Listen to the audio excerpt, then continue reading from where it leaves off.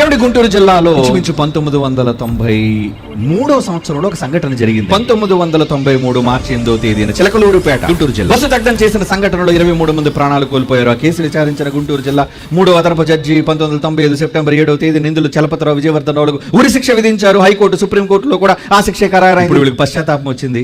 మహాఘోరం చేసాం, తప్పు చేసాం, మమ్మల్ని క్షమించండి. ఒక రోజు ముందు చివరి కోరిక ఏంటి అని జైలు అధికారులు ప్రశ్నించగా ఏమడుగుతున్నారండి? బాప్టిజం స్వీకరించాలని ఉన్నట్టు చెప్పారు. ఏం కావాలట? నమ్మి బాప్తిజం పొందినవాడు రక్షింపబడిన. మార్కు 16 బైబిల్ చదివారు, బైబిల్ తెలుసుకున్నారు, ఇచ్చేశారు. ఆ తర్వాత కొద్ది గంటలకే వారికి అమలు జరపాల్సిన ఉరి శిక్షపై స్టే రావటం, ఇప్పుడు ఆ శిక్ష పూర్తిగా రద్దు కావటం విశేషం.